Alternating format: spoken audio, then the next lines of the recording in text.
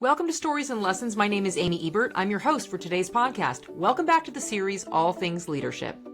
For those of you who tuned into WrestleMania 40 not too long ago, you know the electric moment when The Undertaker made his surprise entrance. The Rock and Cody Rhodes are having a throwdown.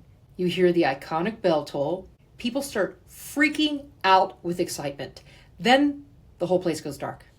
Another bell toll. Lights go on, and Undertaker has arrived to take down The Rock. The whole place erupted. My son, we were watching from the house. He went on for like a good 8 minutes straight. Oh my gosh, it's Undertaker! Just freaking out. He was hoping to see him, and luckily he showed up. So, hashtag SmackDown is always the number one trending hashtag on Twitter every Friday night. They might be onto something. Today we're taking a detour from the boardroom and heading straight to the squared circle. That's right. We're talking professional wrestling and specifically the legendary dead man, The Undertaker. Now, before you raise an eyebrow, hear me out.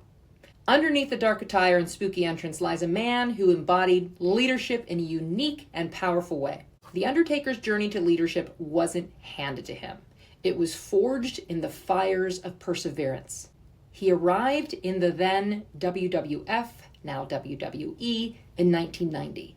A fresh face with a giant frame and a passion for wrestling. He was already an athlete, had an opportunity to play professional basketball in Europe, had been wrestling in other capacities, but there was no grand entrance, no iconic character just waiting for him to portray. He spent weeks, maybe even months, I think it was at least like 7 weeks, cooling his heels in the waiting room.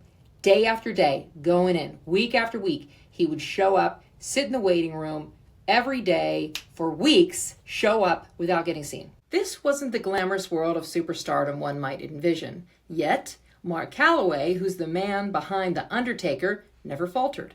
Determination etched in his face. He didn't complain. He didn't get discouraged. I imagine he's looking around the office, looking around the place, looking around what's now the WWE, and he started to envision his career.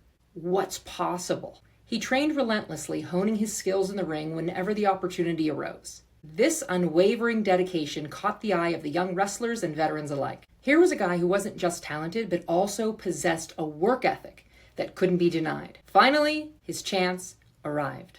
Vince McMahon, the chairman of WWE, saw the potential simmering beneath the surface. He saw the dedication, the athleticism, and the quiet leadership that Calaway exuded. Week after week, Calaway delivered solid performances in various characters pre-Undertaker.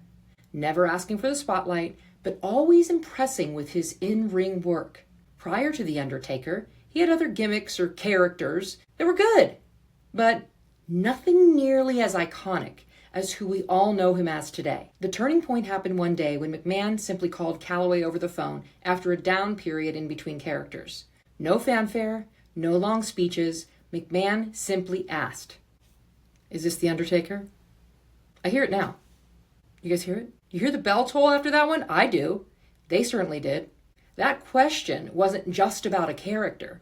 It was a recognition of the leader Calaway had become within himself. It was a chance to step out of the shadows and become a legend. The Undertaker character debuted shortly after. He wasn't just a phenomenal wrestler. He commanded respect from everyone in the locker room. Wrestlers like Stone Cold Steve Austin have called him a natural-born leader. But Undertaker's leadership was subtle, based on actions rather than words, and a 6'10" frame and 299 pounds. Undertaker wasn't just setting an example, he was also a problem solver.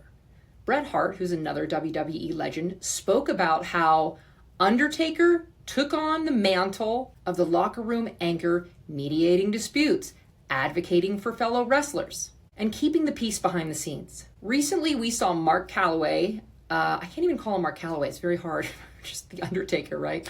On Joe Rogan, and in another documentary as well.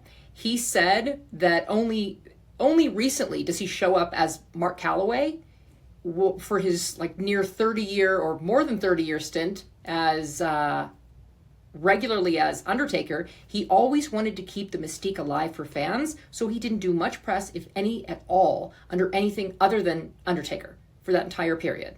just to keep the fun alive for the fans. The Undertaker's leadership wasn't about dominance. It was about respect. He earned it through his dedication, professionalism, and willingness to look out for others. This respect transcends generations of wrestlers. Other huge stars in the company, like Stone Cold Steve Austin, acknowledge Undertaker's leadership.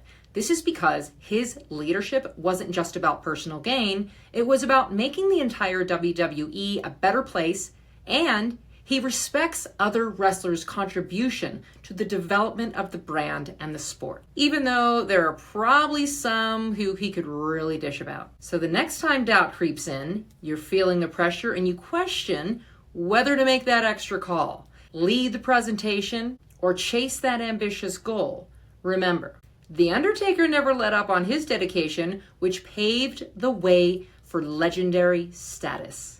Having said that, thank you for listening to today's podcast. If you got value from what we've provided, why not spread the love by sharing this episode with someone? Subscribe to or follow the show so you never miss an episode, and give us a positive 5-star review or a thumbs up, depending on which platform you're currently on, and share with others. For more stories and lessons, check out some of my other episodes in the series. Thank you for showing up, and be well.